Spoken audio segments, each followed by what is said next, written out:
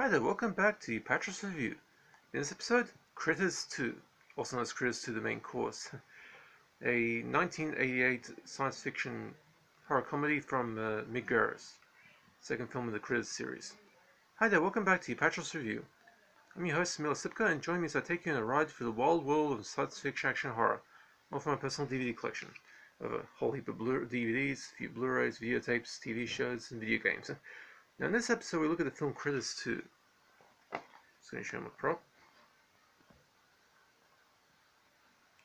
That's a proper design for the film. I lost the DVD cover a long time ago.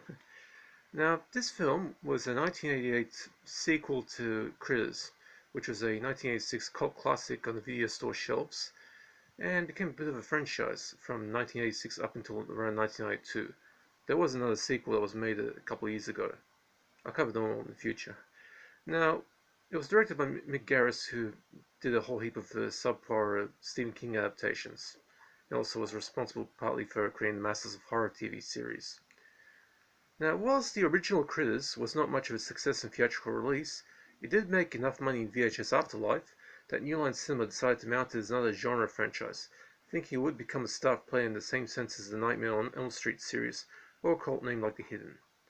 By the decision to hand over the directorial reins to newcomer director Mick Garris, later known by Stephen King fans as the wanker who mangled many King adaptations during the 1990s and beyond, resulted in nearly crippling the series. This is a film that many critics point to when they claim that the series is nothing but a cheap Gremlins knockoff, even though the original Critters was not exactly a Gremlins knockoff, it was actually in production before Gremlins.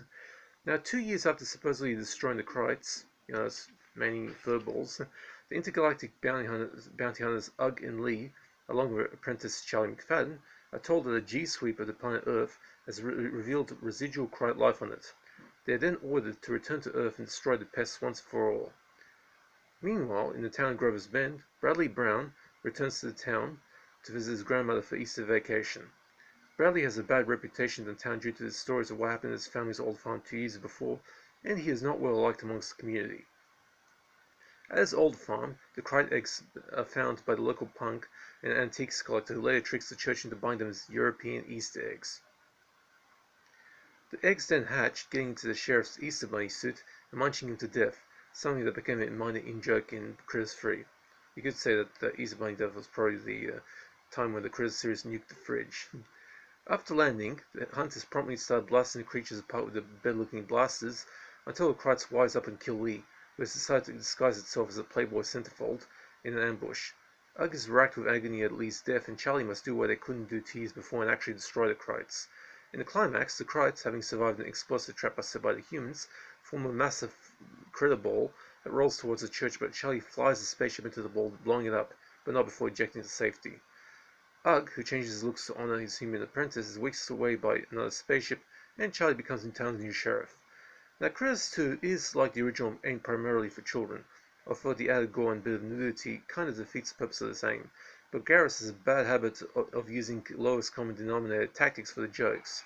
You have everything from bad cartoon sound effects as the Krites bang into objects, to cheap puns, and even a scene where during the fast food restaurant shootout, a critter has his head turned bald by a blast, only to look in a nearby mirror and exclaim, "Bitchin'," as new look.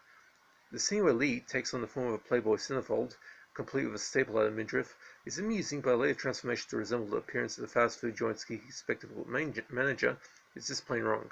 Lee returns to the form of the woman but is killed shortly after. For some reason, either director Mick Garris or scribe D.T. Toy, yes, that's David Toy, the guy who made the Riddick films, seems to be adopting a militant and entirely misinformed pro-vegetarian stance.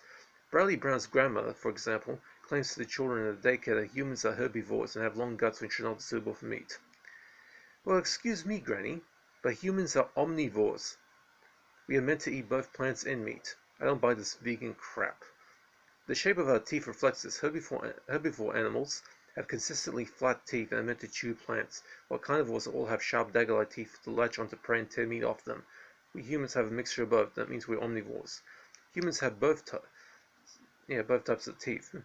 Now, the climax is okay and does prove to be a step up from the original, although the part where Don Upper crashes his spaceship into the critter ball to destroy it is the closest the film comes to eliciting an emotional response from the viewer.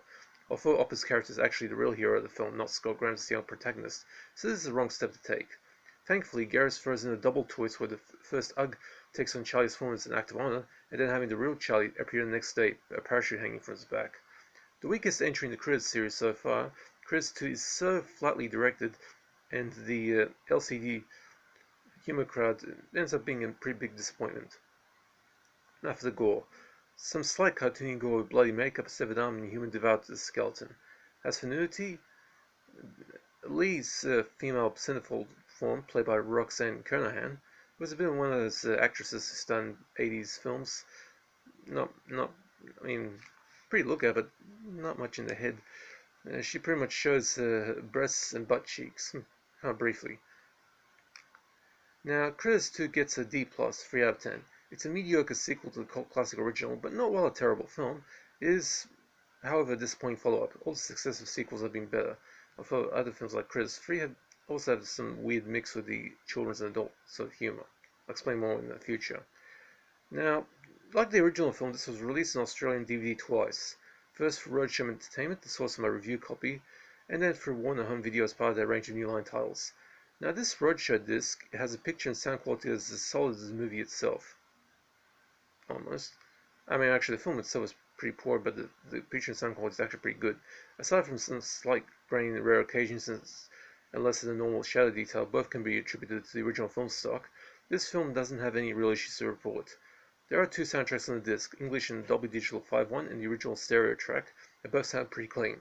There are also two sets of English subtitles. Well, actually, the standard English hard of hearing track and English captions, which are pretty redundant, one being enough for the job, and the trailers for all four classic Critters films include as far as supplements go. I hope you guys enjoyed that.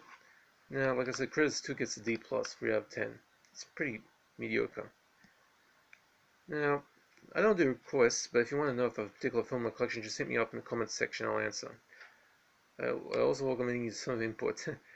Now it's kind of raining outside, I'm doing this in my room, and Halloween is going to be one heck of a day when I get around doing it. So I'm going to do a special on Halloween. So stay tuned. Thank you, my fellow watchers, and it's the first review.